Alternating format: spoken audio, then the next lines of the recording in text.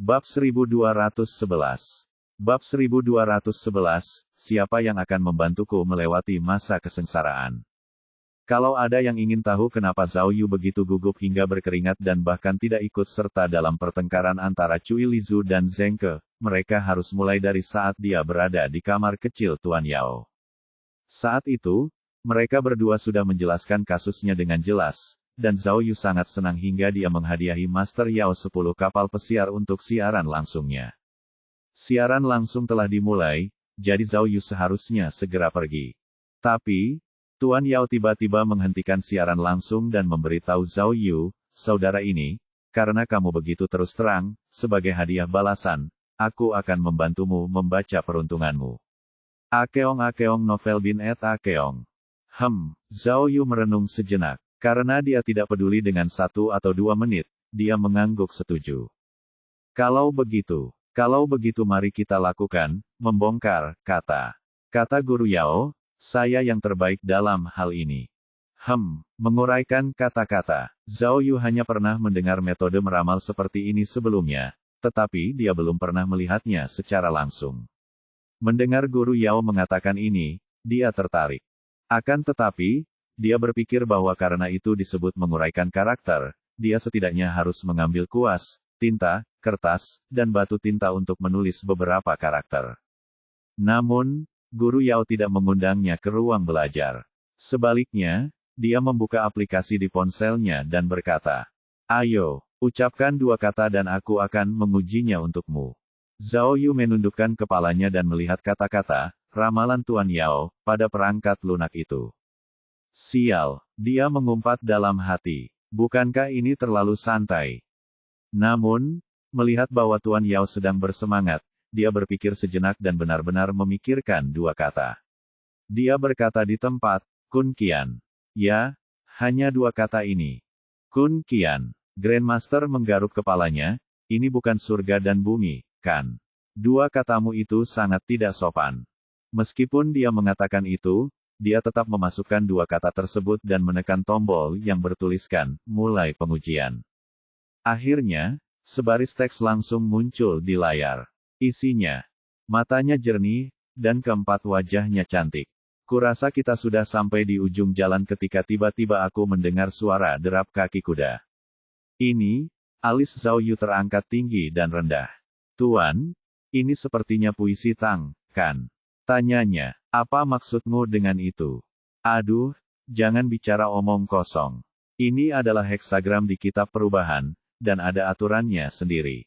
Sang guru membelai jenggotnya dan berkata dengan serius, ini, lihatlah heksagram ini. Heksagram ini adalah heksagram yang sangat bagus untuk wanita hamil, yang menunjukkan bahwa seorang anak akan lahir. Tuan, Zhao Yu cepat-cepat menangkupkan tinjunya dan berkata, sampai jumpa lagi. Aku akan pergi untuk menyelidiki kasus ini. Tunggu. Master Yao buru-buru melambaikan tangannya dan menjelaskan, aku hanya mencoba menyesuaikan suasana, hehe. Selanjutnya, ini adalah seni rahasia leluhurku. Bukankah kau murid dari surga Bangau Putih? Nama keluargamu bahkan bukan Bai, apa maksudmu dengan diwariskan? Zhao Yu mengerutkan kening. Baiklah, ini resep rahasiaku. Apakah itu tidak apa-apa? Kata Master Yao dengan nada merendahkan diri. Dia kemudian menunjuk 2 kata di telepon dan berkata, lihat, bumi adalah bumi, dan surga adalah emas. Awalnya, emas dan bumi itu berharga, tetapi kamu telah membalikkannya dan mengubahnya menjadi bumi emas. Kau tidak akan mengatakan bahwa aku orang kaya baru, kan? Zhao Yu tercengang. Tanda pagar Akeong. Master Yao menjepit jarinya dan membaca beberapa mantra. Tiba-tiba, matanya melebar dan dia berkata, kamu seharusnya mengurangi jumlah mobil sekarang. Oh, tidak, kamu tidak hanya harus mengurangi jumlah mobil, kamu juga harus mengurangi jumlah kapal, pesawat, dan alat transportasi lainnya. Kenapa? Zhao Yu bingung. Timur, barat, selatan, utara, tengah. Logam, kayu, air, api, tanah. Kun menguasai barat daya sementara Qian menguasai barat laut. Jika keduanya saling bertentangan, kamu akan berselisih dengan penjahat emas. Master Yao menunjuk telepon lagi dan berkata, lihatlah 4 garis heksagrammu. Masing-masing menunjukkan perjalanan seseorang, jadi itu pasti terkait dengan transportasi. Dengarkan aku, jangan terlalu banyak bepergian dan kurangi penggunaan mobil. Bagaimana mungkin aku tidak keluar? Aku sedang menyelidiki sebuah kasus. Zhao Yu menggelengkan kepalanya dan ingin pergi lagi. Tidak, tidak. Master Yao mengerutkan kening dan berkata, jujur saja, aku sudah tahu saat kau masuk. Kau punya noda air mata yang dalam dan hidung yang mancung. Penampilanmu seperti binatang buas, jadi kau pasti orang yang pemarah dan berkarakter galak. Juga, matamu dalam dan bibirmu biru. Ini adalah tanda yang jelas bahwa kaulah pelaku utamanya. Kata Master Yao, mungkin akan ada malapetaka dalam waktu dekat. Jadi, sebaiknya kau berhati-hati, petugas. Aku mungkin tidak tidur nyenyak. Zhao Yu mengusap matanya. Sedangkan aku hanya mengikuti buku ramalan. Aku harap itu tidak akurat. Tapi, kata Master Yao, bagaimana ramalan bisa akurat? Zhao Yu cemberut. Kau jelas-jelas mencoba menipu kedua belah pihak. Bukankah itu terlalu menyebalkan? Baiklah, kata Zhao Yu sambil menangkupkan tinjunya. Karena kau sudah mengatakannya, tolong beri aku petunjuk dan bantu aku keluar dari kekacauan ini. Aku tidak bisa menghancurkannya. Jawaban Grandmaster sangat lugas. Apa-apaan ini? Zhao Yu mengepalkan tinjunya dengan marah. Dia tidak bisa menahan diri untuk tidak memukul si cacat. Saya rasa kita sudah sampai di garis akhir. Tiba-tiba saya mendengar suara kaki kuda. Guru Yao menunjuk telepon dan membaca. Adik kecil, heksagram ini mengatakan bahwa Anda mendapat bantuan dari seorang dermawan. Oleh karena itu, orang yang dapat membantu Anda melewati kesengsaraan bukanlah saya. Mendesah. Kembali ke masa sekarang, setelah mendengar kekhawatiran Cui Lizu, Zhao Yu menghela napas berat, tetapi matanya masih tertuju pada mobil-mobil di jalan, takut kalau-kalau terjadi sesuatu. Hal-hal seperti meramal benar-benar berbahaya. Dia merenung dalam hatinya. Sejak Guru Yao mengatakan bahwa dia dalam masalah, dia merasa tidak nyaman dan punya firasat bahwa sesuatu yang buruk akan terjadi. Tentu saja, Zhao Yu tahu dalam hatinya bahwa, selain ramalan, heksagram Kunqian adalah penyebab utamanya. Oleh karena itu, Zhao Yu hampir yakin bahwa sesuatu yang berbahaya pasti akan terjadi. Lalu, siapakah dermawannya? Siapa yang akan menolongnya melewati masa kesengsaraan? Hei, bos, kamu baik-baik saja. Apakah kamu punya ide baru lagi? Tanya Cui Lizu dengan bingung. Mengapa kamu tidak membaginya dengan kami? Zhao Yu bergumam, tidak tahu harus berkata apa. Pada saat itu, ponsel Cui Lizu tiba-tiba berdering. Seseorang telah mengiriminya pesan di WeChat. Ya, mata Cui Lizu membelalak saat melihat pesan itu. Dia segera berkata kepada Zhao Yu, lihat. Ini pesan dari anak orang kaya kemarin. Dia benar-benar membantuku memeriksanya. Orang ini pasti telah terpikat oleh pesonaku. Kau lihat itu. Dia bilang kalau rumor yang mereka dengar sebelumnya itu salah. Apakah kamu salah dengar? Apa yang salah dengar? Tanya Zheng Ke. Bukankah ada yang mengatakan bahwa grup Yun Hai telah merekrut seorang Master Feng Shui yang sangat hebat? Cui Lizu berkata dengan gembira, generasi kedua yang kaya itu telah membantuku mengetahui bahwa Master Feng Shui yang sangat hebat ini direkrut oleh Wakil Direktur, Lin Chengye, dan bukan oleh Ketua, Lin Chaofeng. Zheng Ke terkejut. Tidak mungkin. Ini berarti. Kalau begitu, tentu saja aku benar. Cui Lizu dengan bangga menunjuk ponselnya dan berkata, lihat, generasi kedua yang kaya itu bahkan membantuku mengetahui bahwa nama keluarga tuan ini adalah Yue, dan dia berasal dari Guangzhou. Oh, kali ini, Zhao Yu akhirnya menyela dan berkata, Bailang juga dari Guangzhou. Zheng Ke, cepatlah dan periksa. Sebelum Zhao Yu bisa menyelesaikan kalimatnya, sebuah truk kuning besar tiba-tiba melaju dari persimpangan kiri. Saat itu, mereka baru saja tiba di sebuah persimpangan. Entah mengapa, truk besar itu melaju sangat cepat di persimpangan yang begitu ramai, dan terus membuntuti Zhao Yu dari belakang. Bajingan! Zhao Yu mengumpat dan segera menginjak rem, menghentikan mobilnya. Tepat saat Zhao Yu berhenti, dia tiba-tiba mendengar suara keras. Truk kuning itu menabrak mobil berukuran sedang yang melaju lurus dari persimpangan. Ledakan, ledakan. Mobil berukuran sedang itu langsung terguling dan terguling di tanah. Bab 1212. Bab 1212, bukan kecelakaan mobil.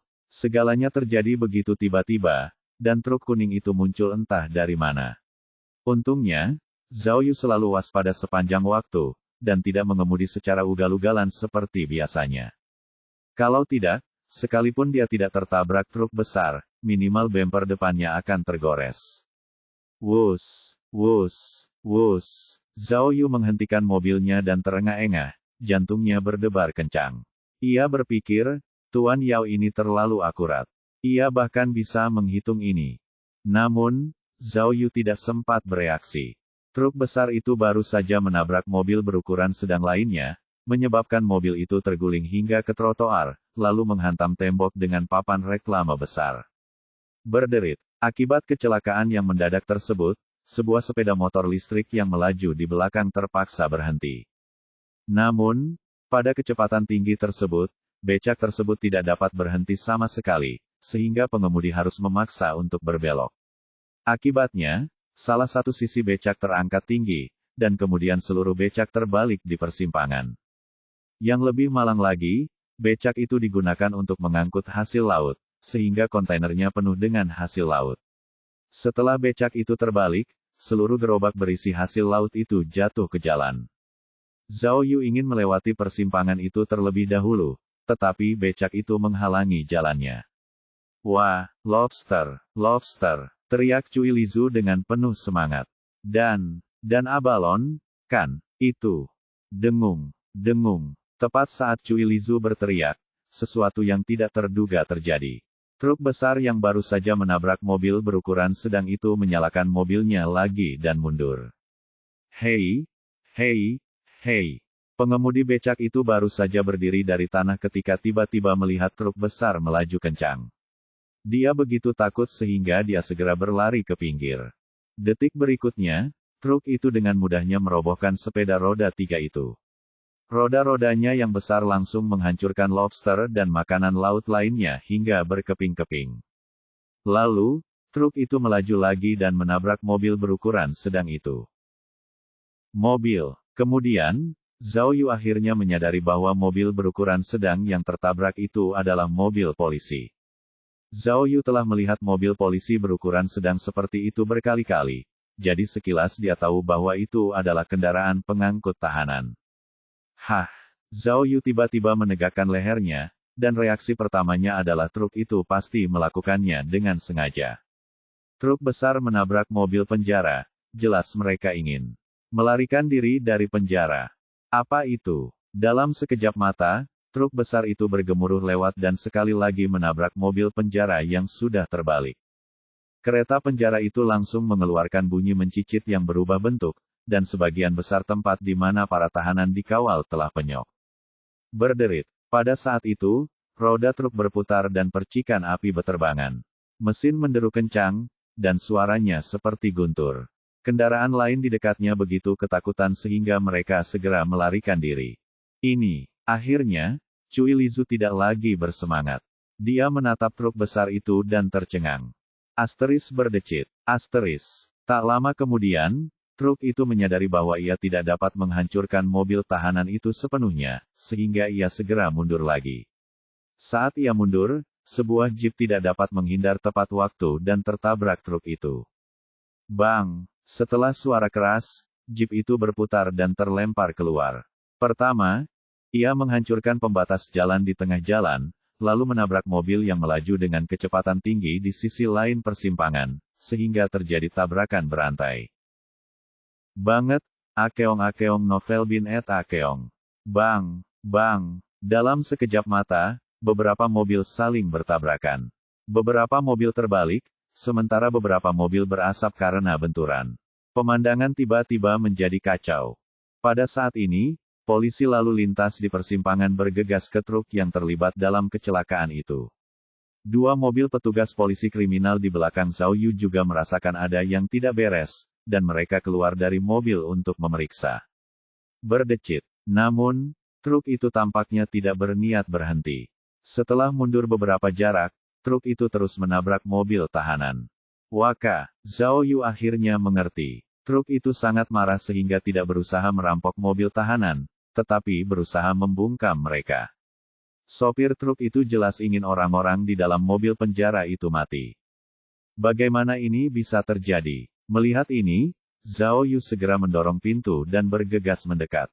Dia dengan cepat mengklik bilah perangkat di benaknya, siap menggunakan akselerator tak terlihat untuk mengendalikan kecepatan truk. Namun, ia memiliki terlalu banyak perangkat saat ini, dan ia tidak dapat menemukan akselerator tak terlihat itu pada pandangan pertama. Namun, saat ini truk itu sudah melaju ke arah mobil tahanan. Jika tabrakan itu berhasil, orang-orang di dalam mobil tahanan itu pasti akan mati. Sebuah parasut. Pada saat kritis itu, Zhao Yu melihat parasut di bilah perangkat.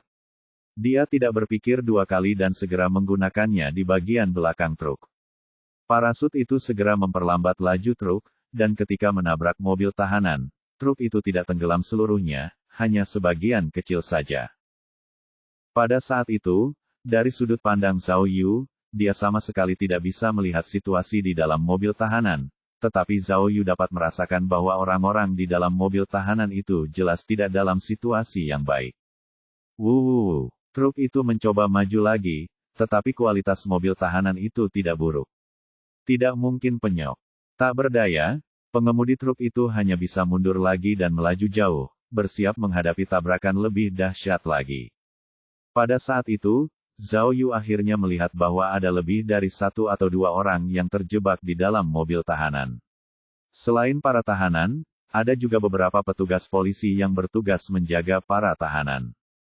Pada saat yang sama, detektif polisi kriminal setempat yang bersama Zhao Yu telah mengeluarkan pistol mereka dan mengepung truk besar itu ketika mereka melihat truk itu mencoba membunuh seseorang, dan sasarannya adalah kendaraan pengawal tahanan yang berada dalam sistem yang sama dengan mereka.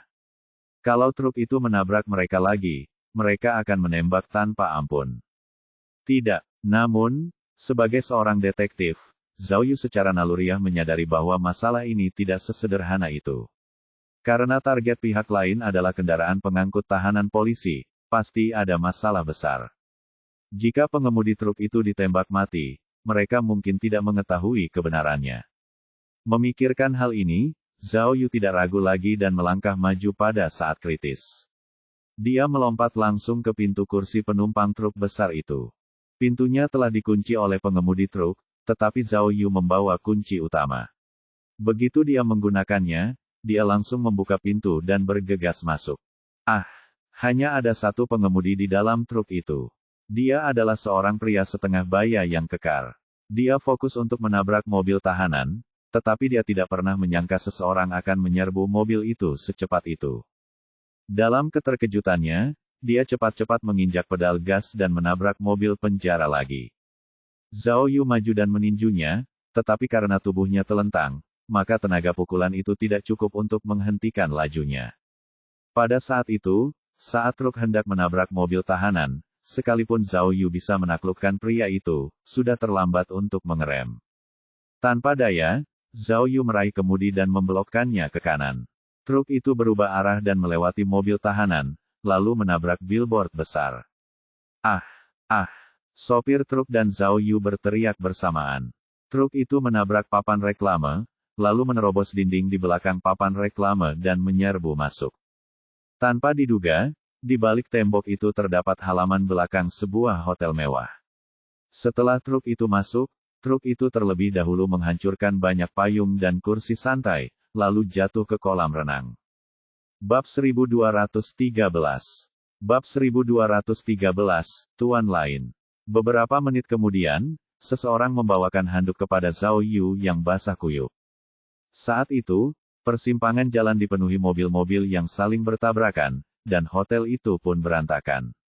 Truk besar itu telah jatuh ke kolam renang dengan kepala terlebih dahulu, dan bagian belakang truk terangkat tinggi, yang merupakan pemandangan yang spektakuler. Ya Tuhan, ya Tuhan. Cui Lizu dengan cepat menopang Zhao Yu dengan kedua tangannya. Bos, kapan Anda bisa membiarkan kami berhenti khawatir? Ada begitu banyak polisi bersenjata di dekat sini. Mereka bisa membunuh pengemudi dalam semenit. Kenapa kamu harus begitu berani? Hidupmu sangat berharga, bagaimana mungkin kau menyia-nyiakannya begitu saja? Cui Lizu segera menyeka rambut Zhao Yu dengan handuk. Sambil memeriksa tangannya, dia mengeluh, untungnya, tidak banyak orang di sekitar kolam renang. Jika kita bertabrakan dengan orang yang tidak bersalah, itu akan menjadi kerugian besar. Zhao Yu tidak peduli dengan omelan Cui Lizu, tetapi berbalik dan menatap pengemudi yang diborgol polisi. Saat itu, pengemudi masih dalam keadaan marah dan masih berjuang sekuat tenaga. Namun, ia ditekan ke tanah oleh beberapa petugas polisi yang bergegas maju dan tidak bisa bergerak. Mata pengemudi itu merah, dan dia berteriak seperti orang gila, aku akan membunuh mereka, membunuh mereka. Petugas Zhao. Pada saat ini, seorang detektif polisi kriminal setempat berlari dan bertanya, menurut Anda apa yang terjadi? Mengapa Anda harus mengambil risiko secara pribadi? Apakah Anda baik-baik saja? Tidak apa-apa, tidak apa-apa. Zhao Yu memberi isyarat, lalu bertanya kepada polisi itu, apakah kalian bertanya dengan jelas apa yang baru saja terjadi? Saya sudah bertanya dengan jelas, Pria itu dengan cepat menjawab, ada 3 penjahat di dalam mobil tahanan tadi. 3 bulan yang lalu, ketiga penjahat itu merampok, memperkosa, dan membunuh seorang wanita paruh baya di Kabupaten Honglang. Dia mendesah dan melanjutkan, wanita itu adalah seorang guru dari sekolah menengah nomor 1 di Kabupaten Honglang, dan sambil berbicara, dia menunjuk ke arah pengemudi yang sedang dibawa pergi dan berkata, pria ini adalah suami dari guru wanita itu. Cui Lizu terkejut dan bertanya dengan tergesa-gesa, kenapa? Bukankah penjahatnya sudah tertangkap? Kenapa dia mengendarai truk besar dan menabrak kita? Astaga, polisi itu menggelengkan kepala dan mendesah. Para penjahat itu tertangkap dan mengakui kejahatan mereka, tetapi setelah diselidiki, ditemukan bahwa ketiganya memiliki penyakit mental yang serius dan telah lulus evaluasi psikiatris resmi. Pengadilan memutuskan bahwa mereka tidak layak untuk dijatuhi hukuman mati dan hanya dijatuhi hukuman penjara seumur hidup. Apa kau bercanda? Zhao Yu bertanya, apakah orang gila tahu cara merampok? Kau tidak dihukum mati. Ya, Cui Lizu mengerutkan kening. Bagaimana mungkin bisa begitu kebetulan bahwa mereka bertiga gila?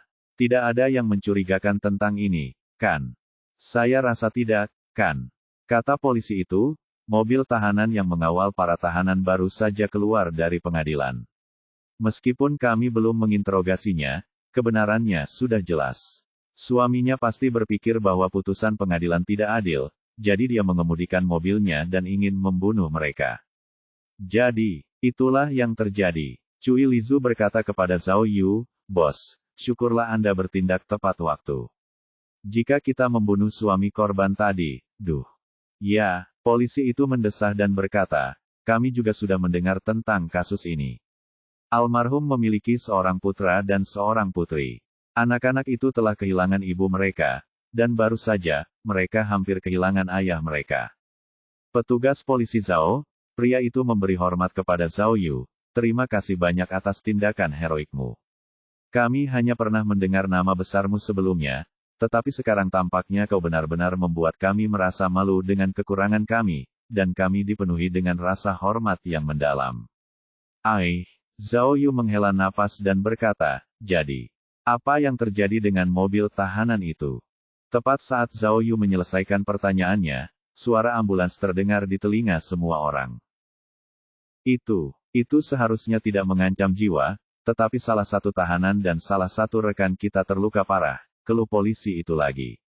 Aduh, sungguh makhluk jahat. Kita bisa memahami perasaan keluarga korban, tetapi apa yang dilakukannya jelas salah. Saya tidak berani membayangkan apa yang akan terjadi jika Anda tidak bertindak tepat waktu. Saat itu, sejumlah besar polisi lalu lintas beserta petugas kepolisian lainnya bergegas ke persimpangan. Bahkan mobil pemadam kebakaran pun bergegas ke lokasi kejadian, menyebabkan seluruh persimpangan macet. Petugas Zhao, menurut Anda apakah kita harus melanjutkan misi kita atau tetap di sini dan menunggu untuk menangani kejadian tersebut? Tanya petugas polisi itu lagi. Tidak, Zhao Yu berkata dengan yakin, misiku sama pentingnya. Bagaimana kalau begini, kalian tinggal di sini dan bantu mereka, dan kami akan menyelesaikan misi ini sendiri.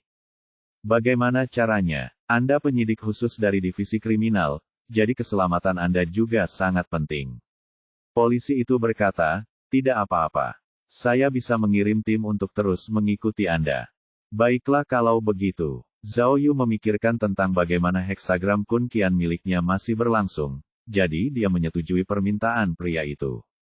Dengan sangat cepat, Zhao Yu dan Cui Lizu kembali ke persimpangan dari celah yang dibuat oleh truk, diikuti oleh 4 detektif polisi kriminal yang bersenjata lengkap.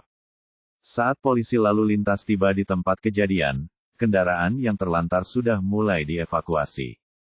Namun, pandangan publik Zhao Yu terhalang di bagian paling depan persimpangan, di mana semua kendaraan telah terkena serangkaian tabrakan, jadi mereka tidak dapat keluar untuk sementara waktu.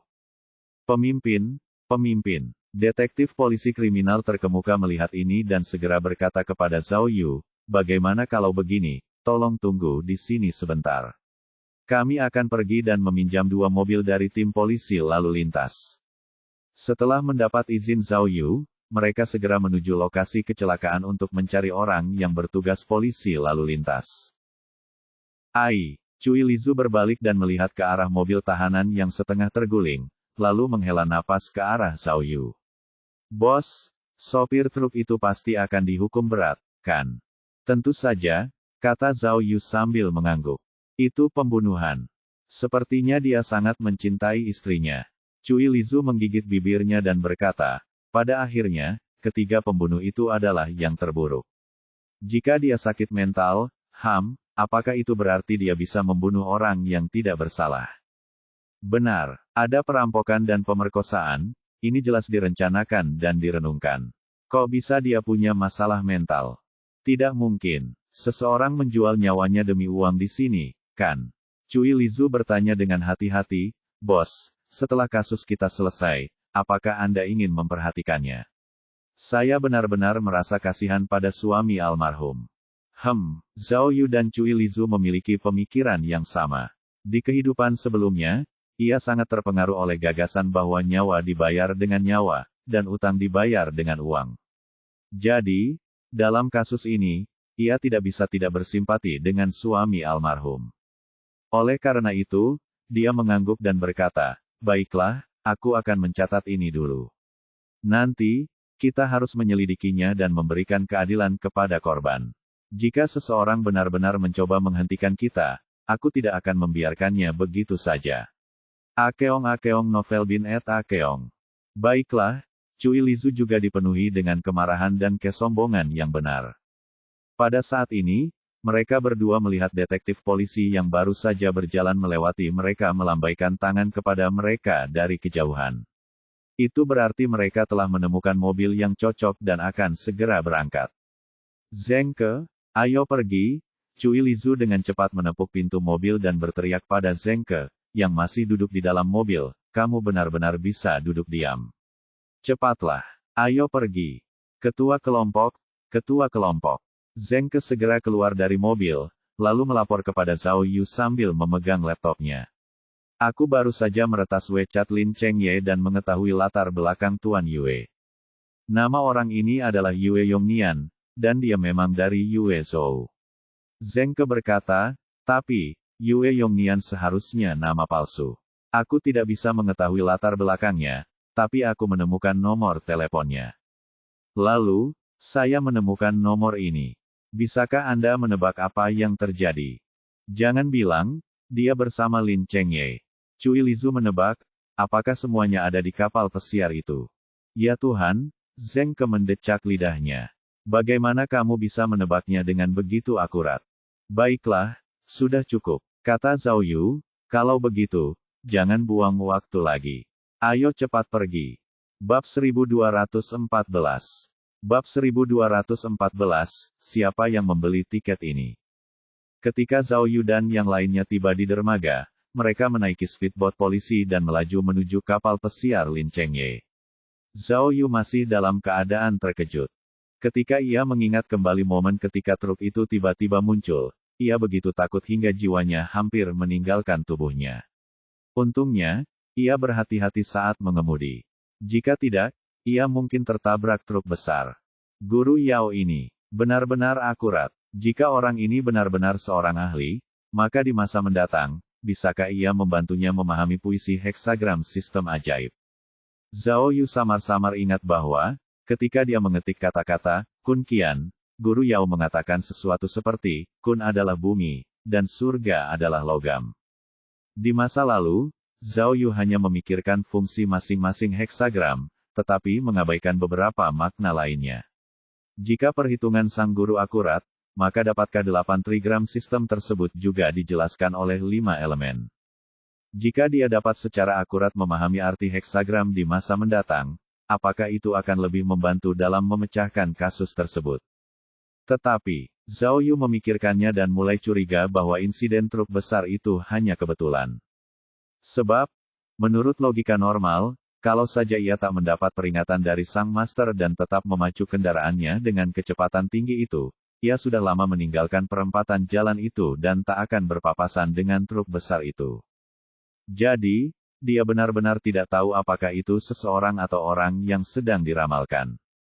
Menurut informasi yang kumiliki, saat ini, Zheng Ke memegang buku catatannya dan berkata, Lin Chengye tidak mudah dihadapi, terutama di Fulai.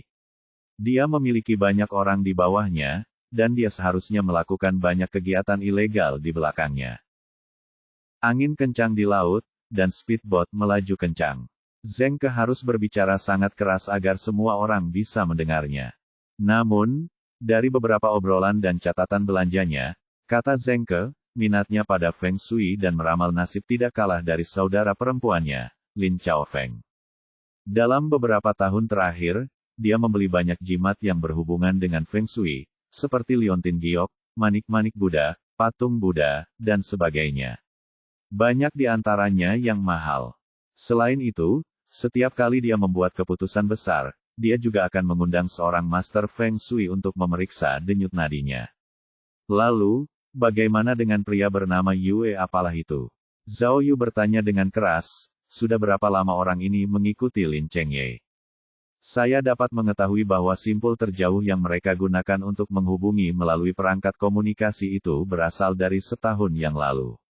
Zheng Ke menjawab dengan profesional, juga, di mata Lin Chengye, Yue Yongnian tidak hanya memiliki keterampilan Tao yang mendalam, tetapi juga sangat mengesankan. Dia memiliki banyak murid yang mengikutinya setiap saat. Lin Chengye seharusnya sangat percaya padanya. Menurut rekaman obrolan, setiap kali dia menghubungi Yue Yongnian, dia akan menggunakan kata-kata, rendah hati, dan sangat saleh. Lihat, bagaimana menurutmu? Cui Lizu berkata dengan bangga, Yue Yongnian bahkan tidak berani menggunakan nama aslinya, dan dia memiliki begitu banyak pengikut. Tidak perlu dikatakan lagi, ini pasti kelompok penipu yang dicari bos. Kelompok orang ini telah memasang jebakan untuk Lin Chengye, membuatnya berpikir bahwa peti mati gantung 7 bintang dapat membunuh orang. Mereka bahkan menipunya agar menggunakan teknik kebencian kemenangan untuk membantunya menyingkirkan saudara perempuannya. Selama Lin Chaofeng menginginkannya, seluruh grup Yun Hai adalah milik Lin Chengye. Cui Lizu menggelengkan kepalanya. Jadi, Lin Chengye terobsesi dan bersemangat. Dia menghabiskan banyak uang untuk mewujudkan teknik membenci kemenangan peti mati gantung bintang 7. Aku berpikir bahwa para penipu ini mungkin benar-benar seperti yang kita duga sebelumnya. Mungkin niat awal mereka hanya untuk menipu orang, bukan untuk membunuh. Cui Lizu menebak, mereka mungkin sudah merencanakan begitu lama di krematorium hanya untuk menjual mayatnya kepada Lin Chengye dengan harga tertentu. Ketika mereka sudah mendapatkan cukup uang, mereka tidak akan peduli lagi dengan kehidupan Lin Chaofeng. Mereka pasti sudah lama pergi. Sambil berbicara, dia menghitung dengan jarinya. 5 juta untuk satu tubuh. 5, 7, 35. 35 juta. Apakah ada tawaran yang lebih menarik dari ini? Itu sepertinya tidak benar. Ketujuh mayat itu sudah lama mati. Menurut spekulasimu, mereka seharusnya sudah pergi jauh, kan? Tanya Zheng Ke. Kalau begitu, hanya ada satu alasan. Cui Lizu mengangguk dan berkata, ketika Lin Chengye melihat adiknya masih hidup dan sehat, dia tiba-tiba menjadi curiga, jadi dia mengendalikan para bajingan ini sejak awal. Bagaimana jika sisa uangnya belum dilunasi? Mereka ingin bernegosiasi soal kapal. Tapi, siapa sangka tiang listrik tiba-tiba akan menghancurkan impian mereka. Kata Cui Lizu. Tidak, itu tidak benar. Zheng Ke menggelengkan kepalanya. Aku pikir kamu masih berpikir terlalu santai. Situasi sebenarnya pasti lebih rumit dari yang kita bayangkan. Meskipun ada buktinya, secara pribadi aku merasa bahwa Lin Chengye tidak akan cukup bodoh untuk mempercayai teknik kebencian kemenangan. Bos, bisakah Anda mengatakan sesuatu? Ketika Cui Lizu mendengar ini, dia dengan cepat menarik Zhao Yu ke samping dan mengeluh. Setiap kali sudah sampai pada titik ini, kami tidak punya hak untuk menyela sama sekali. Tapi apa yang salah denganmu hari ini? Kenapa kamu tidak repot-repot mengatakan sepatah kata pun? Apa yang harus kukatakan? Zhao Yu menatap laut di kejauhan dan berkata dengan penuh arti, nanti, saat kita naik kapal pesiar, jawabannya akan terungkap dengan sendirinya. Bahkan jika aku menebak 100 lagi sekarang, itu hanya tebakan. Cui Lizu bergumam. Dulu, kamu selalu menebak 10.000 jenis hal dengan sangat antusias. Zheng Ke. Tiba-tiba Zhao Yu teringat sesuatu dan bertanya pada Zheng Ke, bisakah kamu memberitahu sudah berapa lama sinyal ponsel Lin Chengye dan Yue Yongnian ada di kapal pesiar? Itu tidak mungkin. Zheng Ke menjawab dengan canggung. Kita perlu kerja sama dari departemen teknis setempat. Aku bisa menelepon mereka, tetapi aku butuh waktu. Oh, kata Zhao Yu sambil berpikir. Lupakan saja. Jangan. Cui Lizu tiba-tiba mengerti apa yang dimaksud Zhao Yu dan bertanya dengan tergesa-gesa. Bos, jangan menakut-nakuti saya. Mengapa kedengarannya begitu menakutkan? Kau tidak mencoba mengatakan, mereka semua tewas di kapal, kan? Hah. Zheng Ke sangat takut sehingga dia hampir melemparkan laptopnya ke dalam air. Sebenarnya, Cui Lizu telah menebak pikiran Zhao Yu. Zhao Yu merasa bahwa truk besar tadi tidak dapat menahan kekuatan heksagram Kun Qian. Sangat mungkin hal yang lebih menakutkan akan terjadi. Memikirkan hal ini, Zhao Yu merasa semakin gelisah dan segera melihat tampilan lokasi di ponselnya. Zhao Yu menyadari bahwa, berdasarkan lokasinya, kapal pesiar Lin Chengye seharusnya sudah berada di garis pandangnya. Maka, ia pun segera melihat ke kejauhan. Benar saja, ia melihat sebuah kapal pesiar besar terapung di lautan luas. Tetapi, ketika Zhao Yu melihat kapal pesiar itu, dia tidak bisa menahan cemberut. Hal itu karena ia menyadari bahwa ada sekelompok besar orang berkumpul di sekitar kapal pesiar itu. Beberapa dari mereka mengenakan pakaian yang sudah dikenalnya.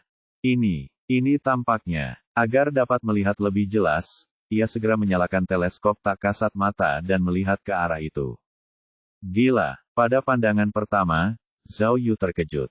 Apa yang sedang terjadi? Di atas kapal pesiar di kejauhan, ada beberapa polisi berseragam berkumpul. Mereka semua bersenjata lengkap dan memegang pistol di tangan mereka. Akeong Novel bin et Akeong. Dia melihat lebih dekat dan melihat bahwa polisi telah melepaskan borgol mereka. Mereka sebenarnya sedang menangkap orang-orang di kapal pesiar itu.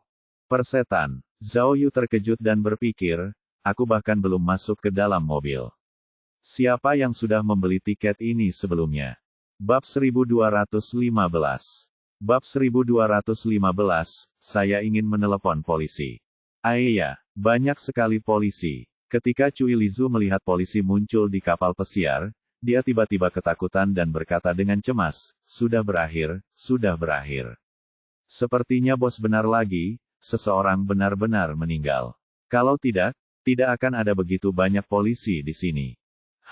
Itu tidak mungkin. Zhao Yu berbalik dan melihat ke speedboat lain yang datang bersamanya. Ada 3 detektif polisi di speedboat itu. Semuanya adalah detektif polisi kriminal dari Departemen Provinsi Fulai. Jika seseorang melaporkan suatu kasus di sini, setidaknya mereka harusnya tahu, kan? Mungkinkah polisi di kapal pesiar itu semuanya dari berbagai cabang atau polisi laut? Karena kejadiannya begitu tiba-tiba, tidak ada berita dari kedua belah pihak. Pada saat ini, Zhao Yu ingin meminta detektif polisi yang menyertainya untuk menelepon markas besar dan bertanya.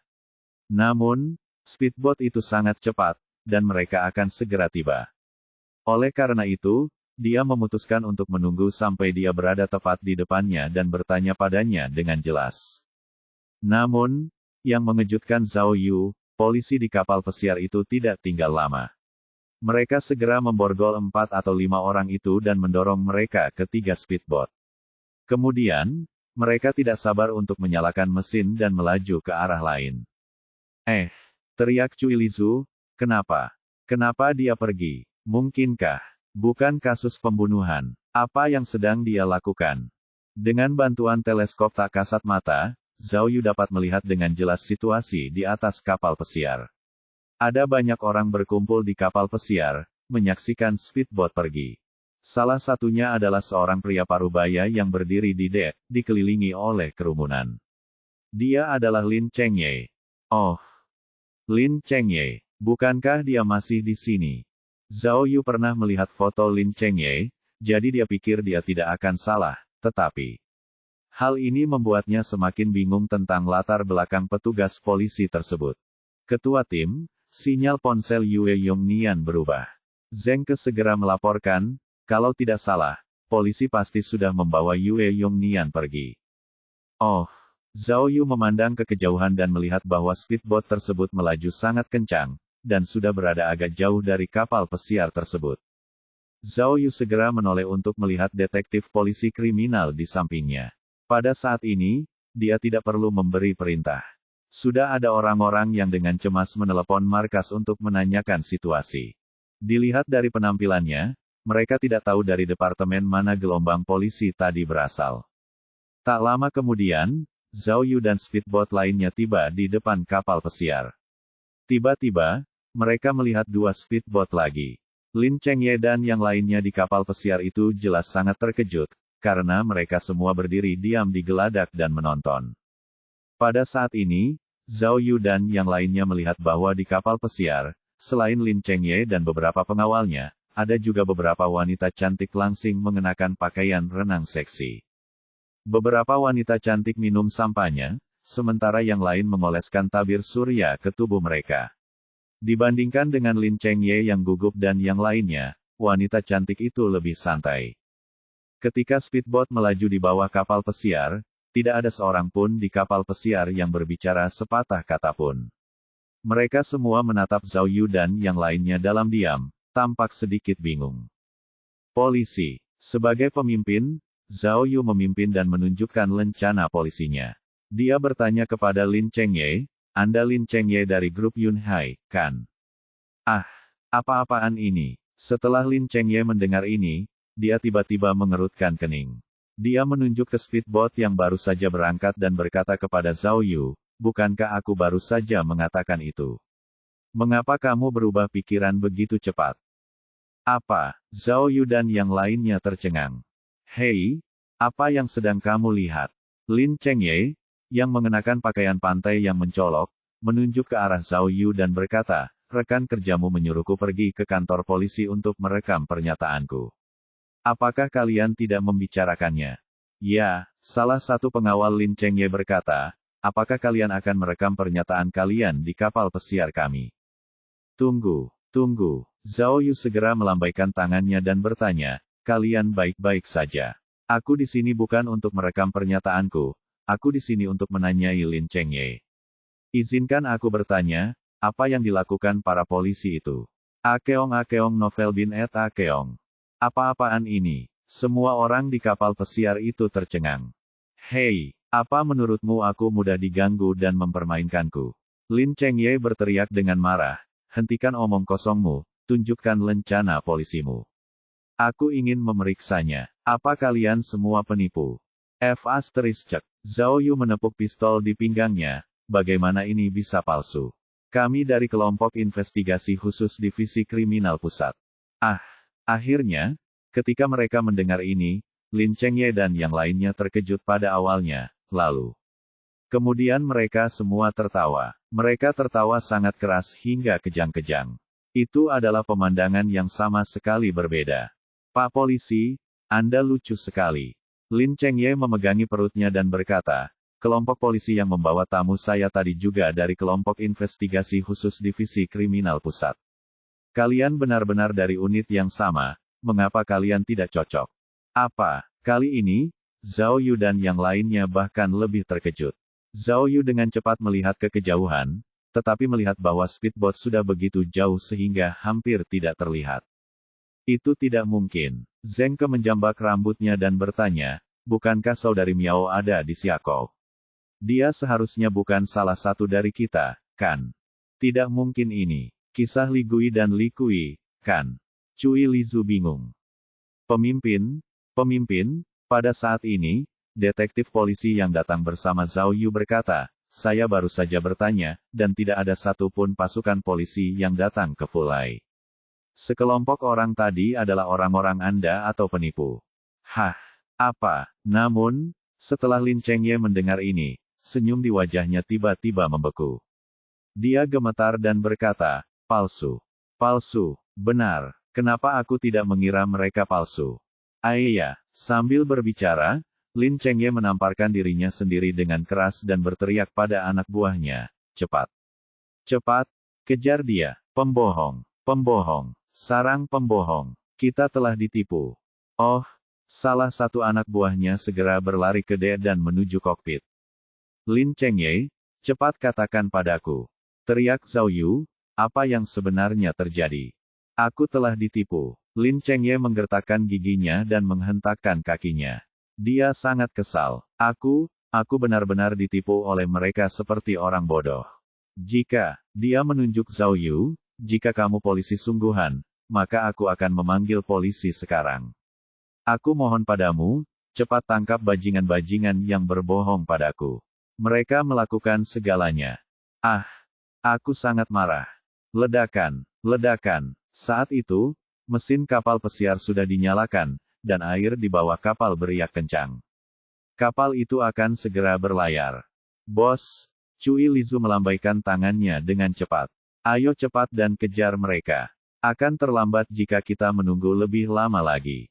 Sementara Cui Lizu berbicara, para detektif polisi sudah menyalakan speedboat dan bersiap berangkat. Zhao Yu melihat ke arah kapal pesiar, lalu kembali ke speedboat. Pada saat kritis, dia melompat ke tangga di sisi kapal pesiar. Hei! Cui Lizu tidak sempat bereaksi. Sudah terlambat baginya untuk menangkapnya.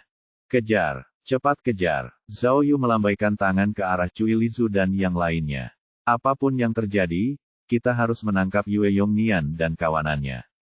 Yue Yongnian. Lin Chengye terkejut. Kalian juga kenal Yue Yongnian? Benar, ini orang yang berbohong padaku. Sekelompok polisi tadi semuanya disewa oleh Yue Yongnian untuk berpura-pura. Mempekerjakan seseorang untuk mengungkap rahasianya dan bahkan membawanya pergi terlalu tidak bermoral. Berlayarlah, berlayarlah. Teriak Lin Chengye, aku ingin menangkap pembohong ini dengan tanganku sendiri dan menghajarnya sampai dia tidak bisa menjaga dirinya sendiri.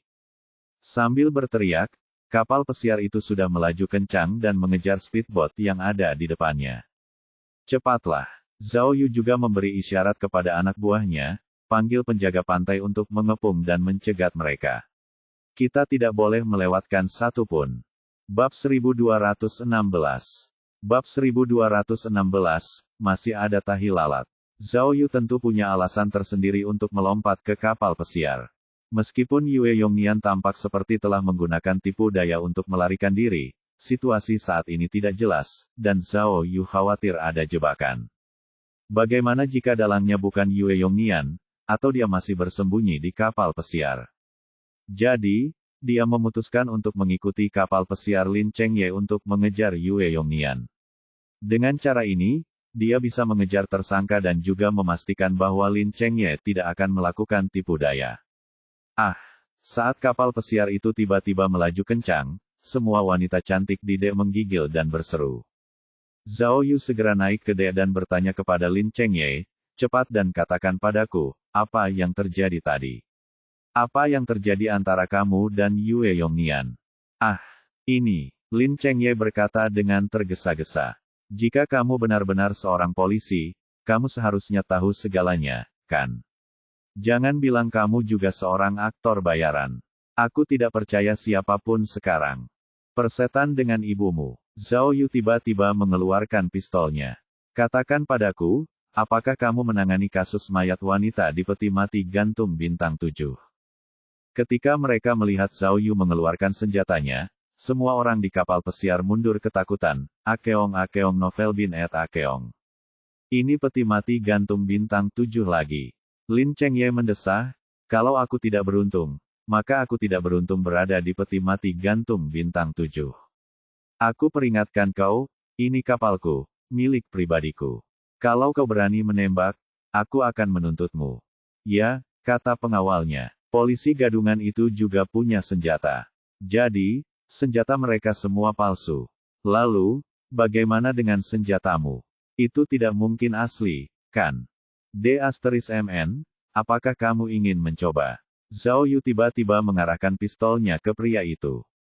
Jangan, jangan. Lin Chengye melambaikan tangannya dengan cepat dan berkata, Oke, aku akan memberitahumu. Kali ini, aku benar-benar tertipu. Itu porselen biru dan putih. Besar sekali. Dia memberi isyarat dengan tangannya. Pecah dengan keras. Kenapa aku mengira cucu perempuanku yang melakukannya? Tapi aku tidak menyangka itu semua jebakan yang dibuat oleh orang-orang pengkhianat itu. Aku sangat marah. Ah, porselen biru dan putih.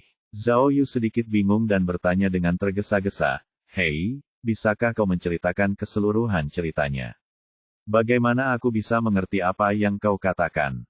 Katakan padaku, apakah mayat perempuan di dalam peti mati gantung bintang 7 itu ada hubungannya denganmu? Kemudian, Zhao Yu dengan sengaja mengarahkan senjatanya ke arahnya. Ya. Lin Chengye buru-buru mengangguk. Aku salah, aku memang bertanggung jawab atas ini. Aku kerasukan dan percaya pada kebohongan orang-orang keji itu. Aku pantas mati, aku salah.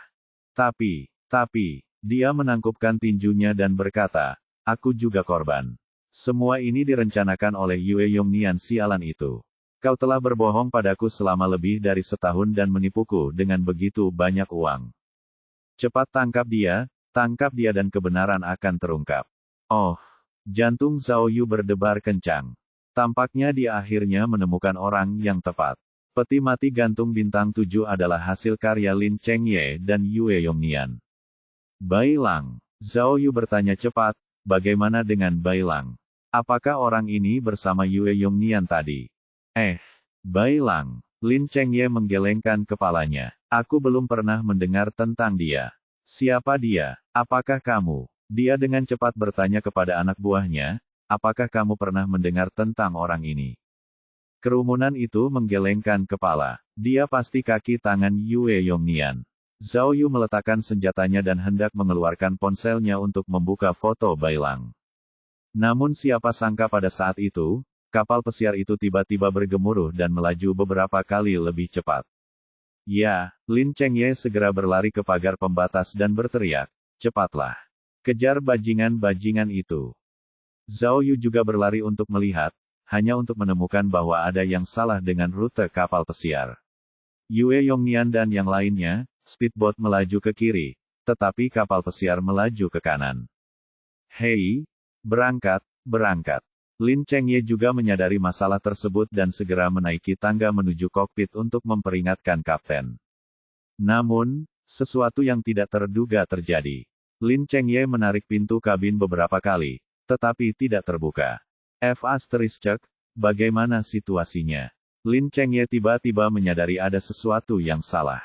Dia dengan cepat menyandarkan wajahnya ke kaca dan melihat ke dalam kokpit. Tidak mungkin. Setelah beberapa saat, dia mendongak dan berteriak, mengapa tidak ada seorang pun di sini? Di mana kaptennya? Apa? Zhao Yu mendengar ada yang tidak beres dan segera berlari ke kokpit untuk melihat. Dia kemudian melihat tidak ada seorang pun di kokpit. Melihat kejadian itu, anak buah Lin Chengye pun langsung berhamburan mencari sang kapten. Akan tetapi, dia bahkan tidak dapat menemukan bayangan apapun setelah mencari sekian lama. Saat itu, kapal pesiar itu masih melaju kencang dan sudah agak tidak stabil. Lambungnya bergoyang ke kiri dan ke kanan seolah-olah akan hancur kapan saja. Itu terlalu merusak. Lin Chengye tiba-tiba menyadari sesuatu dan berkata kepada Zhao Yu, sekelompok bajingan ini benar-benar menyuap kaptenku. Ini, apakah dia mencoba membunuhku? Mengapa kalian masih berdiri di sana? Dia berteriak kepada bawahannya, cepat dan hancurkan. Bawahannya pun tergesa-gesa berhamburan ke segala arah untuk mencari kapak dan perkakas pemecah lainnya. Hei. Tepat saat salah satu pengawal hendak turun ke haluan, dia tiba-tiba ketakutan oleh pemandangan mengerikan di depannya.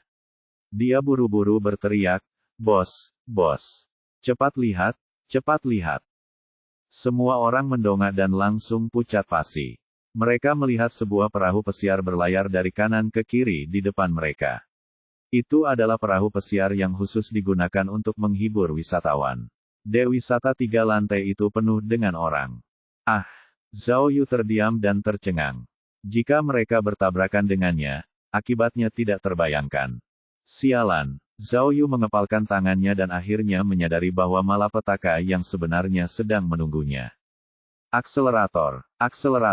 Itulah reaksi pertama Zhao Yu. Akselerator juga dapat mengurangi kecepatan kapal pesiar. Jika dia dapat memperlambat kapal pesiar, dia tidak akan menabraknya. Saat itu, Zhao Yu sudah siap, tidak peduli berapa banyak poin yang harus dikeluarkan, dia harus menghentikan kapal pesiar itu. Namun, kenyataan kembali menamparnya. Pedal gas ditemukan, tetapi setelah dilepaskan di kapal pesiar, tidak ada reaksi apapun. Sistem memberitahu Zhao Yu bahwa kendaraannya dalam bahaya, jadi sistem tidak efektif. Aku akan memotong. Zhao Yu merasa tertekan. Dia tidak menyangka bahwa sistem bahkan tidak memberinya kesempatan untuk memperkuat dirinya. Kaca. Saat seseorang mengayunkan kapak api, kaca pintu kokpit pecah. Orang itu mengulurkan tangan dan akhirnya membuka pintu dari dalam. Diam. Lewati. Lin Chengye bergegas masuk seperti orang gila, melambaikan tangan dan kakinya di depan banyak tombol di kokpit, tetapi dia tidak tahu harus menekan yang mana. Pada saat itu, situasinya cukup kritis. Zhao Yu berteriak dan mengulurkan tangan untuk meraih kemudi. Apa maksudmu? Mari kita berbelok dulu di tikungan. Wah! Dia menarik kemudinya dengan keras, tetapi kemudinya tidak bergerak sedikit pun. Dalam sekejap mata, saat kapal pesiar itu melaju kencang, kapal pesiar besar itu sudah ada di depan mereka dan mereka akan menabraknya. Anak buah Lin Chengye tiba-tiba menjerit putus asa. Bab 1217. Mengapa belum berakhir? Zhao Yu tidak menyangka sang kapten tidak hanya mengunci pintu kokpit, tetapi juga merusak roda kemudi. Tidak peduli seberapa keras Zhao Yu mencoba, roda kemudinya tetap tidak bergerak.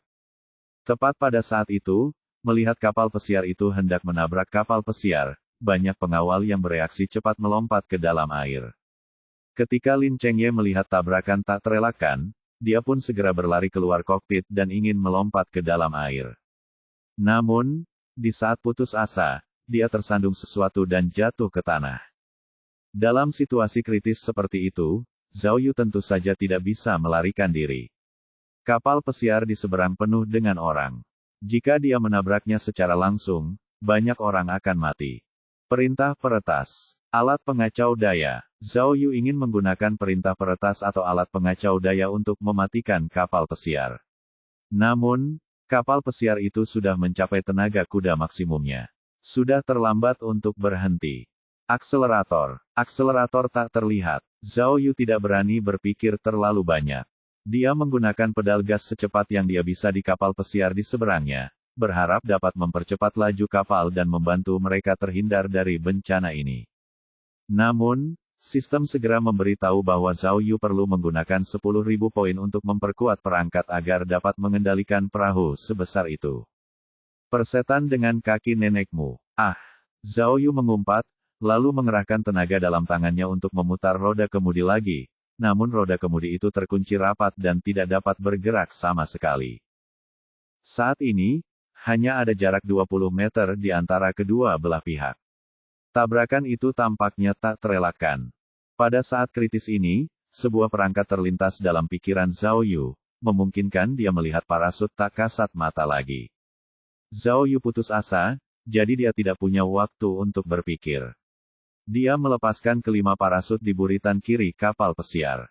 Karena alat itu tidak terlihat, apalagi orang lain, bahkan Zhao Yu tidak dapat melihat parasut tersebut. Akan tetapi, setelah alat itu dilepaskan, Zhao Yu dapat merasakan dengan jelas bahwa kapal pesiar yang tengah melaju kencang itu tiba-tiba berhenti mendadak. Seketika itu juga, haluan di sisi kanan tiba-tiba terangkat tinggi, bagaikan seekor kuda liar yang mengangkat kukunya, dan mengubah sudutnya ke kanan. Asteris wus. Asteris. Baling-baling dipasang di ujung kapal pesiar. Ketika haluan diangkat tinggi dan buritan berada di air dalam, kapal pesiar tiba-tiba mengeluarkan suara gemuruh yang dapat menumbangkan gunung dan membalikkan laut. Setelah gemuruh itu, kapal pesiar itu tiba-tiba kembali ke kecepatan sebelumnya dan sekali lagi menabrak kapal pesiar itu. Saat itu, orang-orang di kapal pesiar sudah melihat kapal pesiar yang lepas kendali itu datang ke arah mereka. Mereka semua sangat ketakutan hingga berteriak dan menghindar. Kejadian itu bahkan memicu kepanikan, dan beberapa orang hampir terdorong keluar kapal. Namun, karena tarikan parasut yang kuat, kapal pesiar itu berubah sudutnya dan kini menabrak ekor kapal. Ketika pilot kapal melihat bahaya, ia pun mempercepat lajunya. Dengan demikian, ketika dua kapal berpapasan, bagian buritan kapal pesiar kebetulan bersilangan dengan haluan kapal pesiar. Dengan suara logam saling bergesekan, kapal pesiar yang ditumpangi Zhao Yu melewati bagian belakang kapal pesiar. Di sisi kapal pesiar, ada goresan panjang di bagian belakang.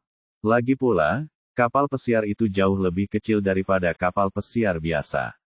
Ditambah dengan kecepatan tinggi, setelah gesekan, kapal pesiar itu pasti mengalami guncangan hebat dan hampir melompat keluar dari air. Ah!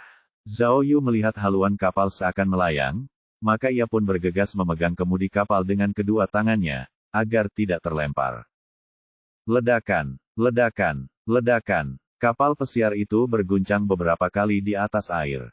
Zhao Yu memegang kemudi dengan erat, dan tubuhnya hampir melayang. Baru setelah belasan guncangan, dia akhirnya mendapatkan kembali keseimbangannya dan berangsur-angsur stabil. Sialan, Zhao Yu memegang erat kemudi dan terengah-engah, wajahnya pucat. Itu terlalu berbahaya. Dia memegang dada dan punggungnya saat mengatakan itu. Tadi, dia hampir harus menggunakan bola evakuasi darurat lagi.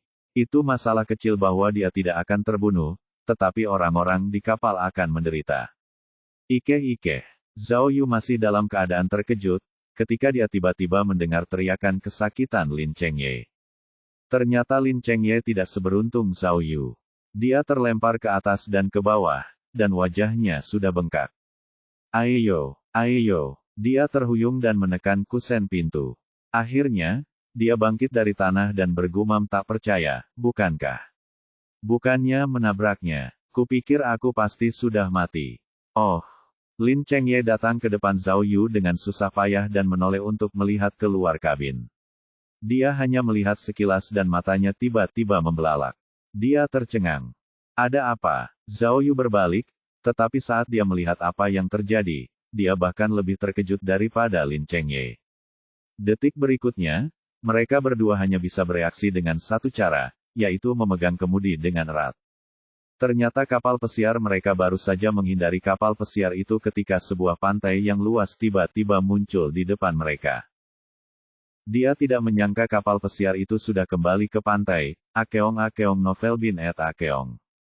Pantainya sudah sangat dekat, dan meskipun Zhao Yu membawa perangkat bersamanya, sudah terlambat. Pada saat ini, Zhao Yu bahkan tidak bisa mengumpat. Dia hanya bisa berkata, F***. Ah! Keduanya berteriak dan memegang erat-erat kemudi kapal. 0,1 detik kemudian, kapal pesiar besar itu melaju ke pantai dengan kecepatan super tinggi. Untungnya, tidak ada seorang pun di pantai. Ketika kapal pesiar itu mendekat, mereka segera berganti ke arena seluncur pasir. Astaga astaga, dasar perahu bergesekan dengan pasir, menimbulkan suara keras, dan kecepatannya tiba-tiba melambat. Namun, kecepatan kapal pesiar itu terlalu cepat.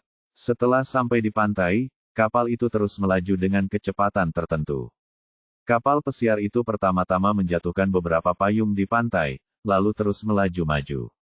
Kapal itu benar-benar melaju melewati pantai dan benar-benar sampai di pantai. Saat berikutnya, sesuatu yang lebih aneh terjadi.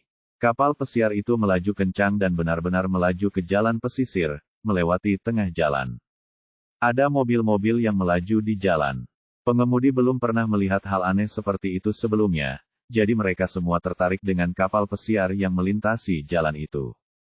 Pada akhirnya, disertai beberapa ledakan keras, terdengar serangkaian tabrakan dari belakang di jalan. Ketika kapal pesiar itu berlayar menyeberangi jalan, kecepatannya sudah melambat. Namun, sisi jalan yang lain menurun. Karena percepatan gravitasi, kapal pesiar itu malah berakselerasi untuk kedua kalinya dan mendayung menuruni lereng. Ah! Lin Chengye, yang berada di kokpit, berteriak ketakutan. Suaranya serak, tetapi dia masih tidak melihat kapal pesiar itu berhenti. Dia bertanya dengan rasa ingin tahu, mengapa belum berakhir? Zhao Yu juga merasa ini cukup segar. Mereka berdua dengan cepat menjulurkan leher untuk melihat keluar jendela. Alhasil, mereka berdua berseru lagi. Tanpa diduga, sebuah villa muncul di dasar lereng, dan kapal pesiar itu menabrak villa itu. Ledakan, ledakan. Kapal pesiar itu begitu kuat hingga menerobos tembok halaman dan menabrak sisi villa. Ledakan, ledakan. Hualalalala. Setelah tabrakan, kapal pesiar itu membuat lubang besar di villa sebelum akhirnya miring ke dalam dan berhenti total. Bab 1218. Bab 1218, tertipu. Hong panjang-panjang. Kapal pesiar besar itu miring ke sisi villa. Pemandangan itu cukup aneh, dan tidak terlihat aneh sama sekali. Aduh, Lin Chengye bangkit dari tanah. Meskipun dia sangat kesakitan, dia tetap berlari keluar kokpit dan pergi ke sisi kapal untuk memeriksa situasi.